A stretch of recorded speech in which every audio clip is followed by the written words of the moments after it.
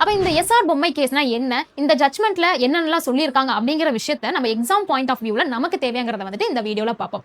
SR பொம்மை இவர் யார் அப்படின்னு பார்த்தோம்னா கர்நாடகாவோட ஒரு 11வது சீஃப் மினிஸ்டர். 1989ல இவரோட ஆட்சி கலைக்கப்படுது. ஏன் அப்படின்னு பார்த்துட்டோம்னா இவரோட பார்ட்டி, அதாவது இவரோட கட்சி என்ன அப்படின்னா ஜனதா தள் கட்சி. இந்த ஜனதா தள் கட்சியில இருக்கிற சில நபர்கள் வெளியேறிட்டாங்க. அதனால என்ன ஆகுது அப்படின்னா இங்க மெஜாரிட்டி ப்ரூவ் பண்ண முடியல. சோ என்ன ஆகுது, இதுக்கு அடுத்து கவர்னர் அவர்கள் மெஜாரிட்டி இல்லாத காரணத்தால அந்த மாநிலத்துல வந்து பிரசிடென்ட் ரூல் ஆர்டிகல் 356 யூஸ் பண்ணி பிரசிடென்ட் ரூல் போடுறாங்க.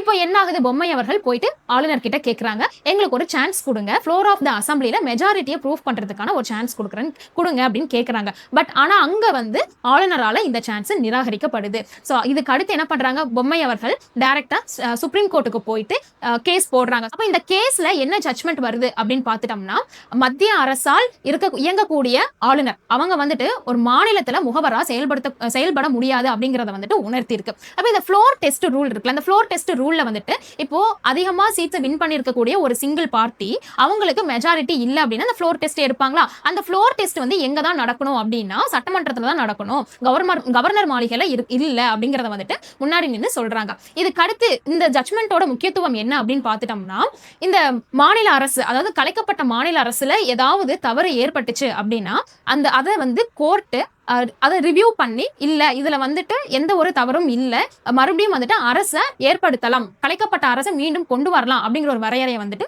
முன்னாடி கொண்டு வந்து வைக்கிறாங்க. இதுக்கான பவர் எல்லாமே வந்துட்டு கோர்ட்டுக்கு இருக்கு.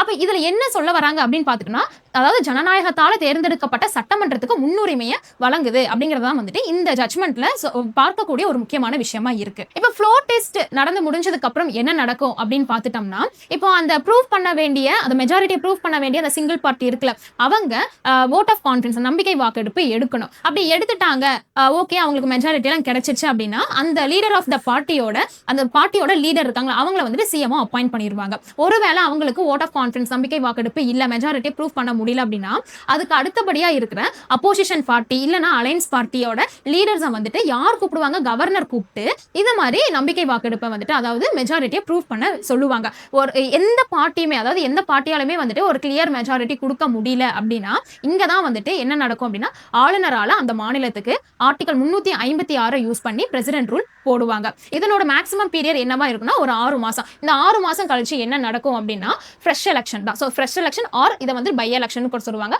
சோ இந்த எலெக்ஷன் வந்துட்டு அந்த ஸ்டேட்ல நடக்கும். இன்னைக்கான கேள்வி என்ன அப்படின்னு பார்த்துட்டோம்னா, ஆர்டிகல் 356 இருக்குல்ல, இந்த ஆர்டிகல் 356 வந்துட்டு அம்பேத்கர் அவர்கள் என்னவா சொல்லியிருக்காங்க, என்னவா அழைச்சிருக்காங்க அப்படிங்கறத கமெண்ட் செக்ஷன்ல கமெண்ட் பண்ணிருங்க. நன்றி, வணக்கம்.